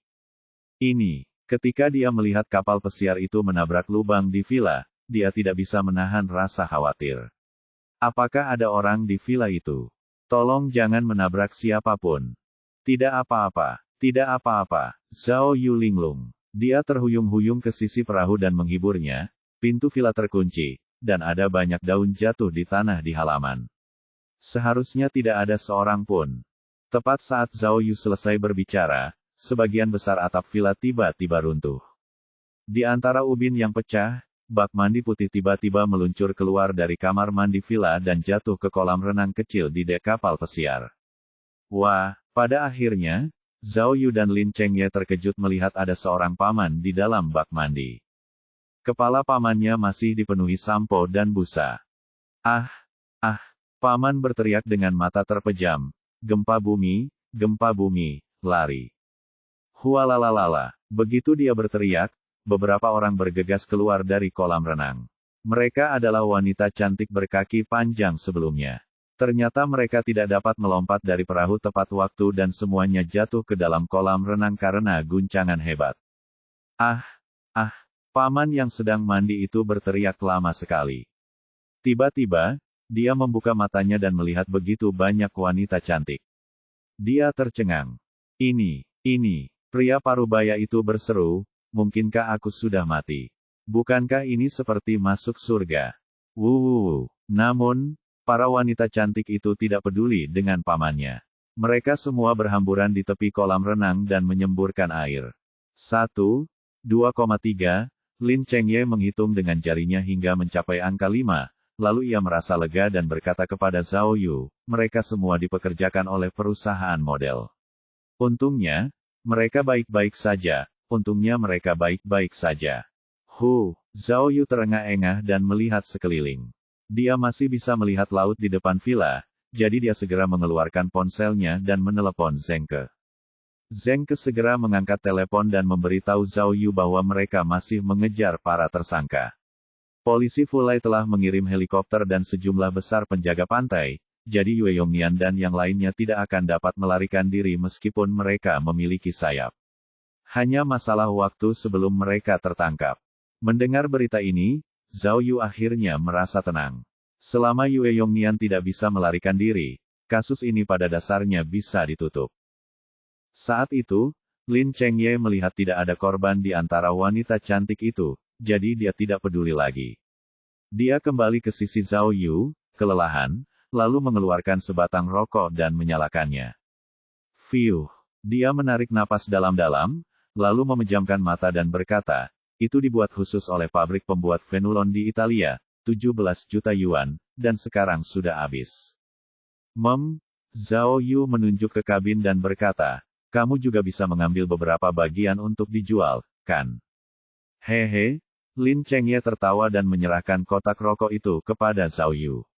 Anda juga mau, Pak Polisi? Zhao Yu menggelengkan kepalanya dan menolak. Bagaimana? Lin Chengye menyingkirkan rokoknya dan bertanya, cucu Yue Yongnian itu tidak akan bisa melarikan diri, kan? Orang itu terlalu pandai merencanakan.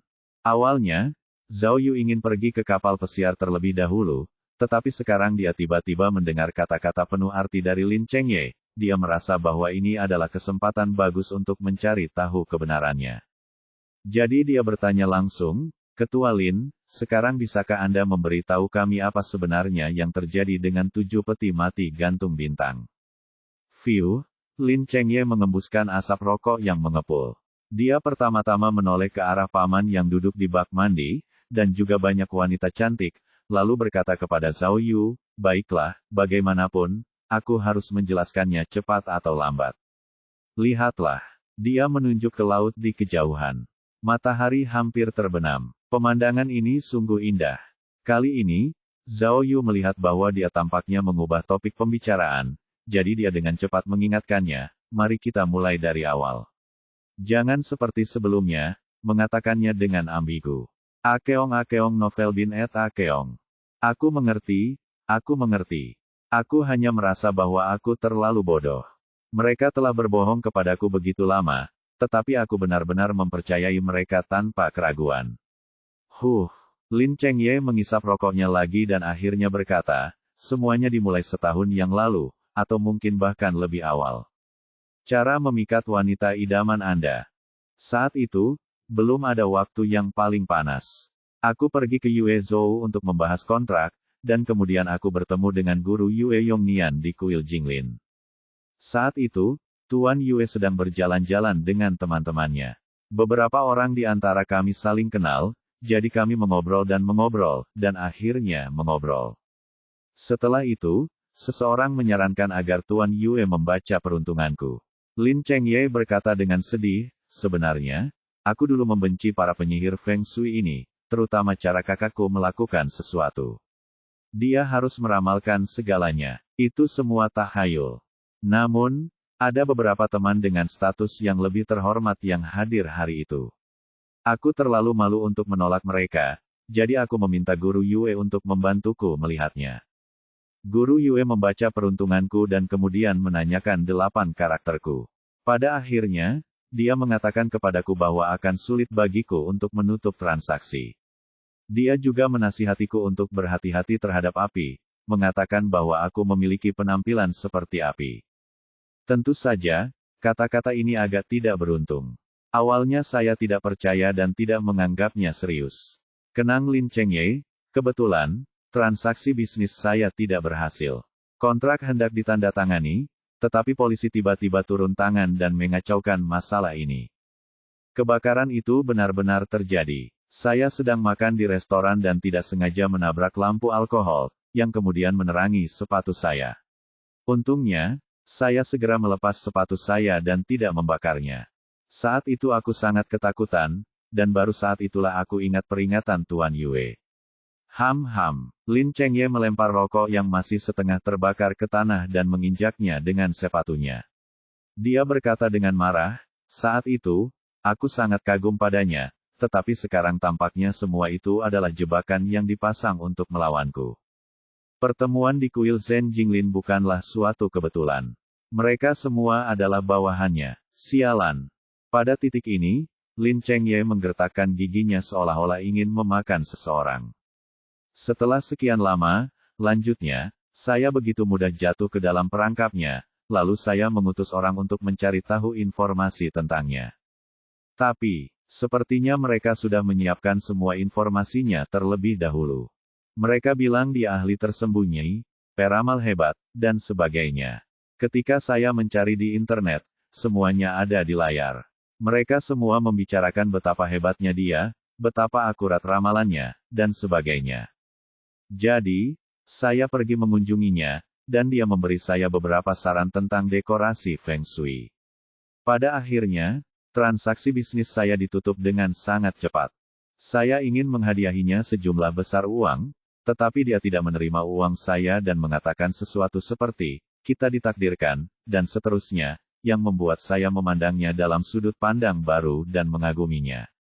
Kemudian, dia membantu saya dengan beberapa hal lagi, beberapa di antaranya adalah untuk menghindari bencana, beberapa di antaranya adalah pilihan karir, dan beberapa di antaranya adalah tentang cara-cara dunia.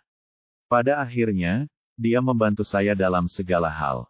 Tak lama kemudian, saya benar-benar tertipu. Baiklah, aku mengerti. Zhao Yu mengangguk, lalu cepat-cepat masuk ke pokok permasalahan. Kalau begitu, mari kita fokus pada peti mati gantung, iya. Bab 1219. Bab 1219, Rahasia Porselen Biru dan Putih. Berbicara tentang peti mati gantung bintang 7, kau harus berbicara tentang adikku yang tidak masuk akal terlebih dahulu. Lin Chengye tampak kesal. Benar, aku benar-benar ingin dia mati. Dia yang memintanya. Dia benar-benar keterlaluan. Tidak ada rasa sayang di antara kami. Dia benar-benar menganggapku sebagai musuh yang dibencinya. Seperti yang diketahui semua orang, tanpa saya, Yunhai Group tidak akan mampu berkembang seperti sekarang. Saya telah bekerja keras dan memberikan kontribusi yang besar. Semua orang tahu berapa banyak yang telah saya bayar. Tetapi adikku, Lin Chaofeng, terus-menerus menjegalku dan membatasi hak-hakku tanpa alasan. Lin Chengye berkata dengan penuh kebencian, dia bahkan berkolusi dengan Dewan Direksi untuk menekanku dan mengambil alih posisiku sebagai wakil ketua.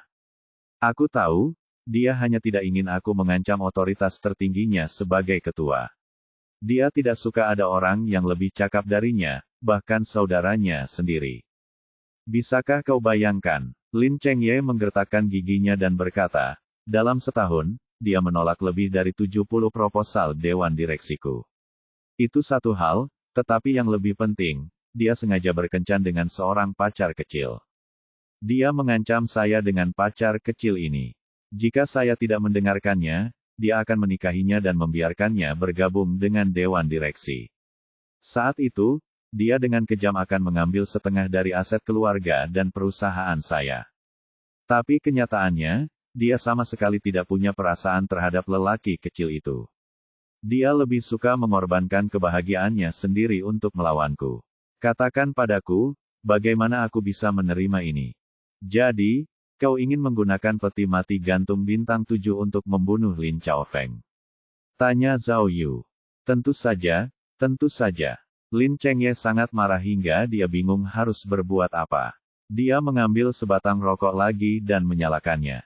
Dia berkata dengan nada agak muram, semua orang tahu bahwa aku dan adikku berselisih. Yue Yongnian pasti sudah memahami kebencianku sejak lama, jadi dia berencana untuk memanfaatkanku. Mungkin, tujuan awalnya mendekatiku adalah untuk mendapatkan peti mati gantung bintang 7. Lalu, bagaimana dia menipumu? Zhao Yu penasaran. Kali ini, akhirnya aku bisa bicara tentang porselen biru dan putihku. Lin Chengye gemetar saat menghisap rokoknya beberapa kali dan berkata, itu terjadi pada suatu hari lebih dari 10 bulan yang lalu. Cucu perempuanku sedang bermain di ruang belajarku. Kemudian, aku mendengar suara ledakan dan melihat cucu perempuanku berlari. Saat aku masuk untuk melihatnya, porselen biru dan putihku sudah pecah. Cucu perempuannya, Zhao Yu menatap Lin Chengye dan teringat bahwa dia 10 tahun lebih muda dari Lin Chaofeng. Dia sudah berusia 56 tahun. Namun, Wakil ketua Lin ini berpakaian sangat muda sehingga dia tampak seperti baru berusia 40-an. Sepertinya, orang ini sangat memperhatikan kesehatannya. Aku baik-baik saja. Aku paling memanjakan cucu perempuanku. Apa masalahnya jika porselen biru dan putih itu pecah? Lin Chengye berkata dengan puas, selama cucu perempuanku baik-baik saja, aku tidak akan membahas masalah ini lagi. Aku juga tidak bertanya kepadanya secara rinci bagaimana dia memecahkannya. Namun, ada yang aneh terjadi. Lin Chengye mengerutkan kening dan berkata, ketika aku membersihkan pecahan porselen biru dan putih itu, aku tiba-tiba menemukan ada lapisan berongga di dalamnya, dan ada sesuatu seperti kulit domba atau kulit di lapisan itu. Apa itu? Zhao Yu tidak pernah menyangka bahwa keadaan akan menjadi begitu aneh. Dia segera menahan napas dan mendengarkan dengan saksama. Benda itu terlihat seperti benda yang sangat kuno. Aku membukanya dan melihat. Lin Chengye merogoh sakunya, seolah-olah sedang mencari ponselnya. Namun, setelah sekian lama, ia tidak dapat menemukannya. Ia harus terus memberitahu Zhao Yu, ada gambar biduk di sana, juga gambar peti mati dan tebing. Di bagian bawah, ada beberapa kata yang ditulis dalam aksara segel kuno, juga banyak simbol yang tidak dapat ku mengerti. Ponselku terjatuh, katanya. Ada fotonya di ponselku, dan masih ada di rumahku. Akhirnya aku mengerti sekarang bahwa semua foto itu palsu. Tapi waktu itu, perasaannya aneh sekali, iya. Aneh sekali, atau, kegembiraan semacam itu. Pak Polisi, kau seharusnya mengerti, kan? Zhao Yu mengangguk. Tentu saja, dia mengerti perasaan itu. Memikirkan kembali saat dia menemukan harta karun Buddha emas, dia merasakan hal yang sama. Pada waktu itu, Yue Yongnian hampir menjadi guru Feng Shui pribadiku, lanjut Lin Chengye. Jadi, ketika aku memperoleh gulungan kuno misterius ini, aku segera mencarinya dan memintanya untuk membantuku menilainya. Ketika Yue Yongnian melihatnya, dia juga terkejut. Dia terus bertanya bagaimana saya mendapatkannya, jadi saya katakan yang sebenarnya. Dan kemudian, setelah dia membandingkannya dengan buku kuno, dia akhirnya memberitahuku bahwa informasi yang tertulis pada gulungan kulit domba itu ternyata terkait dengan teknik rahasia peti mati gantung 7 bintang di Gunung Wuking. Tentu saja, dia mengatakannya dengan cara yang sangat misterius. Ada banyak hal yang tidak bisa kupelajari, kata Lin Chengye. Hal-hal seperti skala biduk, formasi rahasia jahat, dan sebagainya. Secara keseluruhan, gulungan kuno ini cukup untuk membuktikan bahwa 7 peti mati gantung bintang di Gunung Wuking adalah formasi jahat yang tertinggal dari zaman kuno. Jika peti mati gantung ini digunakan dengan baik, kita dapat mewujudkan teknik kebencian kemenangan yang legendaris. Bahkan jika kita berada ribuan mil jauhnya, kita masih dapat membunuh orang.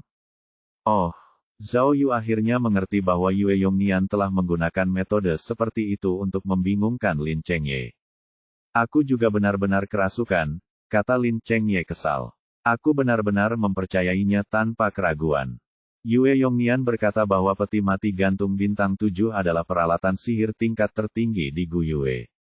Jika raja ingin membunuh musuh, ia akan membunuh budaknya sendiri dan meletakkan mayat serta karakter kelahiran musuh di dalam peti mati.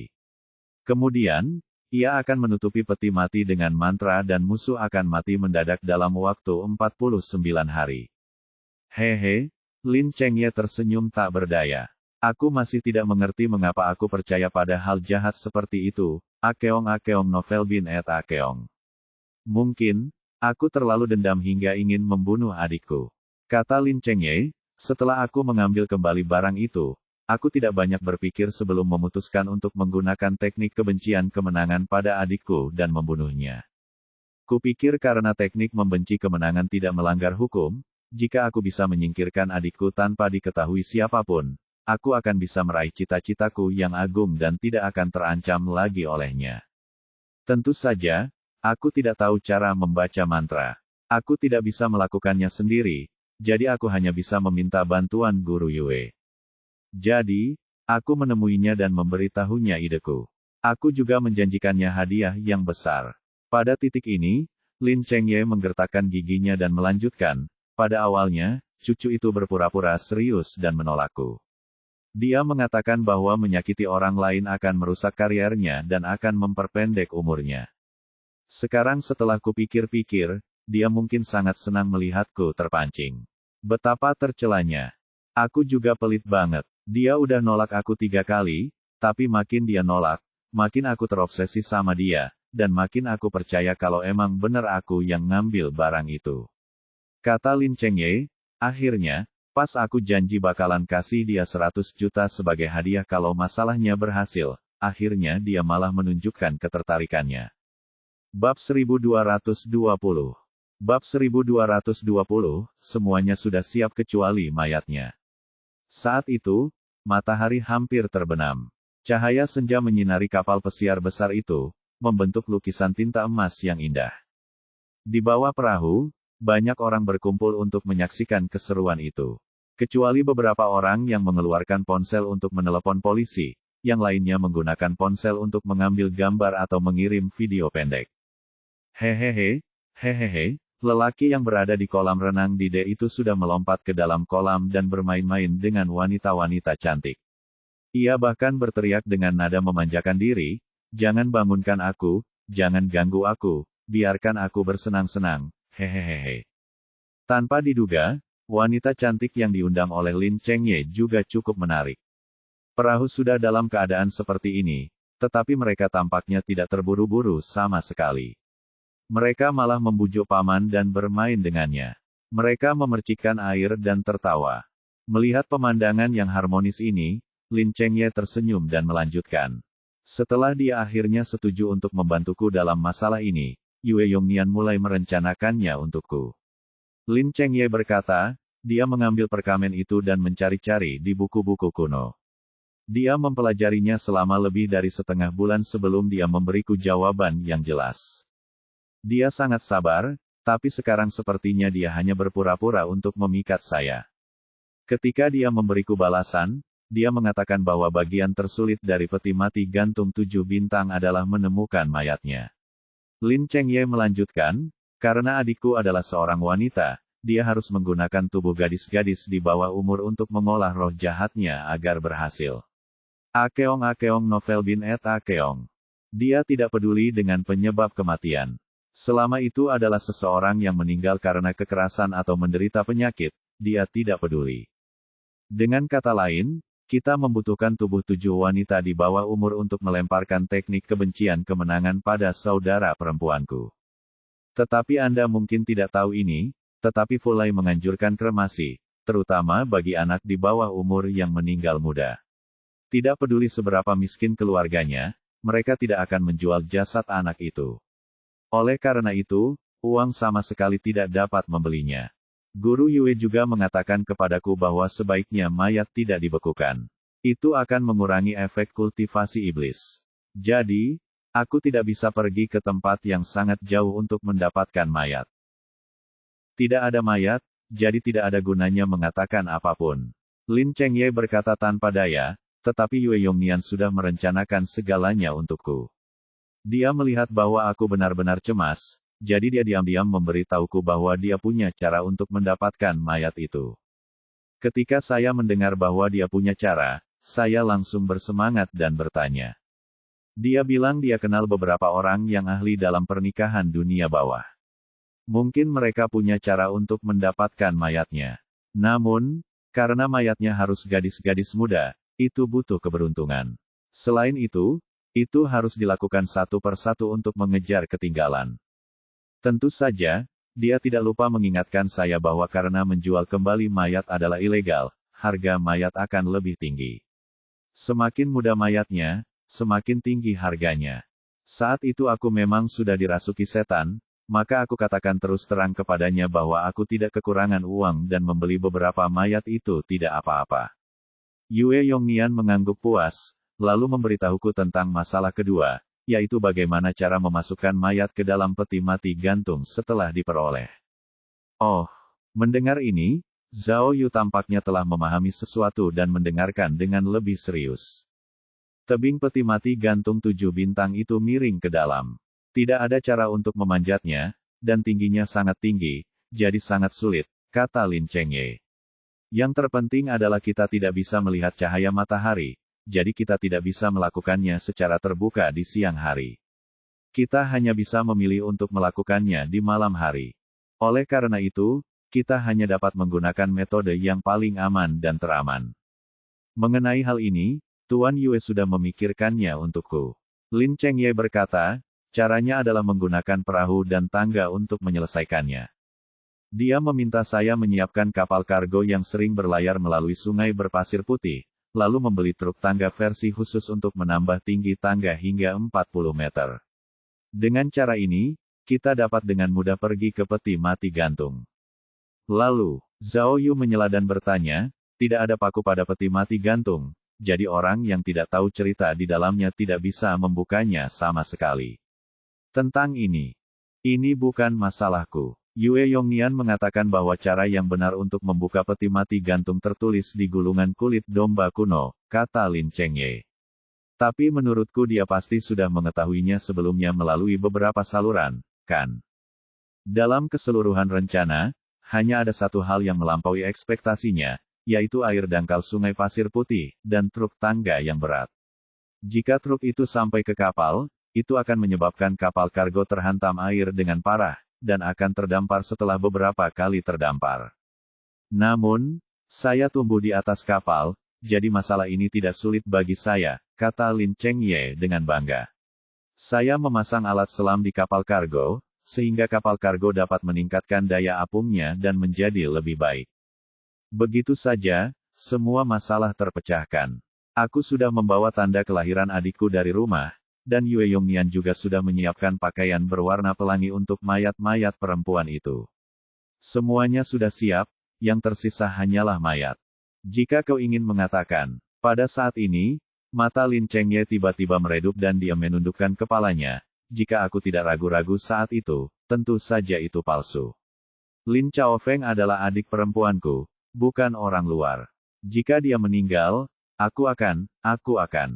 Lin Chengye tidak tahu harus berkata apa. Setelah sekian lama, dia mengisap rokoknya 2 kali dan berkata, namun, tidak peduli seberapa keras aku berjuang dalam hatiku, aku tetap tidak menoleh ke belakang. Pak Polisi, jujur saja, meskipun saya gagal, saya tidak merasa menyesal sedikit pun. Kalau saya ingat apa yang telah dilakukan adik saya kepada saya tidak akan ragu lagi. Jadi, kita akan mulai seperti ini saja. Zhao Yu bertanya lagi. Ya, begitulah awalnya, kenang Lin Chengye. Tidak lama setelah itu, Yue Yongnian meneleponku dan memberitahu bahwa jenazah pertama telah tiba. Dia memintaku untuk mentransfer 3 juta yuan. 3 juta memang mahal, tapi itu bukan apa-apa bagiku. Lin Chengye mengembuskan rokoknya yang kedua dan berkata, aku langsung meneleponnya. Pada hari dia mentransfer uang, dia memberitahuku untuk mengambil tindakan terlebih dahulu dan memintaku untuk mengemudikan kapal kargo yang telah aku persiapkan ke peti mati gantung Seven Stars. Itu pertama kalinya, sangat menegangkan dan aneh. Bagaimanapun, itu adalah peti mati gantung. Lin Chengye berkata, kampung halaman saya di Songsu, jadi saya sangat mengenal peti mati gantung Seven Star. Ketika saya masih kecil, saya sering mendengar kakek nenek saya bercerita banyak tentang hal-hal aneh tentang peti mati gantung. Namun, apapun suasana hatiku, rencananya berjalan sangat lancar. Demi keselamatan, aku tidak membawa siapapun bersamaku. Aku hanya membantu mereka mengarungi kapal, menyiapkan tangga pendakian, membuka peti mati, dan meletakkan mayat, semua anak buah Yue Yongnian yang sibuk. Itu tidak mungkin benar, di mana polisi laut? Tanya Zhao Yu, untuk menutupi jejakmu, kau tidak memberitahu kapal manapun yang lewat, dan bahkan berpura-pura menjadi polisi laut untuk mencegat mereka. Bukankah itu yang kau lakukan? Oh, benar. Aku pasti sudah lupa jika kau tidak menyebutkannya. Lin Chengye buru-buru mengangguk. Itu juga dilakukan oleh anak buah Yue Yongnian. Mereka memblokir kedua sisi peti mati gantung 7 bintang untuk mencegah kapal apapun datang. Namun, jenazah pertama dilepaskan dengan lancar. Tidak ada kapal kargo lain yang lewat. Lin Chengye berkata, pembukaan peti mati juga cukup lancar. Tidak ada apapun di dalam peti mati yang digantung. Setelah Yue Yongnian dan yang lainnya menyingkirkan mayat-mayat itu, mereka menyuruhku berlutut dan berdoa sementara dia melakukan ritual di samping. Setelah ritual selesai, dia memintaku untuk memasukkan karakter kelahiran adikku ke dalam pakaian mayat dan kemudian menutupi peti mati. Itu saja.